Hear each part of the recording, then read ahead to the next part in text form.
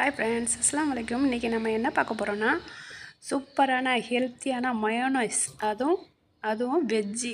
இது நம்ம ஒரு வாரம் இல்லை, ஃப்ரிட்ஜில் வச்சு சாப்பிட்லாம்.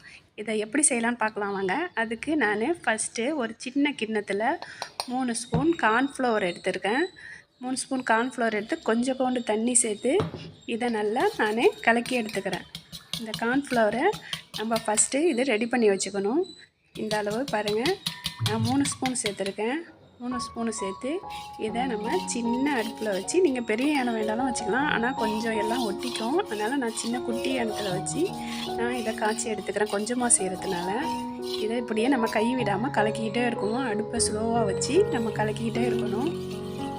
இந்த அளவு நம்ம கலக்கி எடுத்தோன்னே இது கொஞ்ச நேரத்துலேயே கெட்டியாகி ஒரு பசை அளவு வந்துடும்.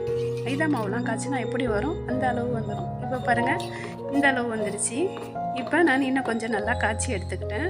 இதை காய்ச்சி நம்ம ஒரு பக்கத்தில் எடுத்து நல்லா ஆற வச்சிடணும். ஆற வச்சுக்கிட்டு பாருங்க, இந்த அளவு வந்துடுச்சு. இதை ஆற வச்சிடணும். நம்ம இது நல்லா ஜில்லப்பாக ஆகட்டும். இது ஒரு பக்கத்தில் இருக்கட்டும். இப்போ நம்ம மிக்ஸி பவுலை எடுத்து ஒரு 1/4 டம்ளர் நல்லா சுண்ட காய்ச்சி ஃப்ரிட்ஜரில் உரையிற இடத்துல வச்சுருந்தேன் இந்த பாலை. அதில் நான் கொஞ்சம் பூண்டு சேர்த்துக்கிறேன், மிளகு சேர்த்துக்கிறேன், கொஞ்சம் சுகர், உப்பு, கொஞ்சம் லெமன் புழிஞ்சு சேர்த்துக்கிறேன். இதில் நான் பாலாடை சேர்த்துருக்கேன். என்னுடைய பால் கொஞ்சம் தண்ணியாக இருந்துச்சு, அதனால் நான் பாலாடை சேர்த்துக்கிறேன். லெமன் வந்து அரை லெமன் புழிஞ்சி நான் அந்த சாறையும் சேர்த்துக்கிறேன். எந்த கப்பால் நீங்கள் இப்போ வாழை அளந்தீங்களோ அதே கப்பால் அதே அளவு நம்ம எண்ணெய் கொஞ்சம் போண்டு சேர்த்துக்கலாம். சேர்த்து இதை மிக்சியில் பல்ஸில் போட்டு நல்லா கொஞ்சம் எண்ணெயை கொஞ்சம் நான் ஊற்றி அரைச்சி எடுத்துக்கிறேன். நீங்கள் அளவாக எடுத்துக்கோங்க. நான் கொஞ்சம் பதம் தெரியறதுனால கொஞ்சம் கொஞ்சமாக நான் ஊற்றிக்கிட்டேன். ஊற்றி நம்ம பல்ஸ் மோட்டில் கொஞ்சம் கொஞ்சமாக போட்டு அரைச்சி எடுத்துகிட்டு, இது கொஞ்சம் தனியாக இருக்குது பாருங்கள். இந்த நேரத்தில் நம்ம ஃபஸ்ட்டு ரெடி பண்ணி வச்ச பேட்சை இதில் போட்டுடுறோம்.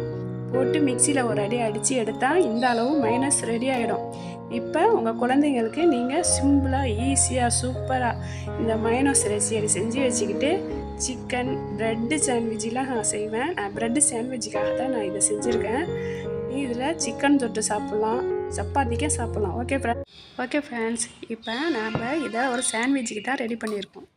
சாண்ட்விட்ச் வீடியோவும் நான் போட்டிருக்கேன், நீங்கள் அங்கே போய் பாருங்கள். Okay friends.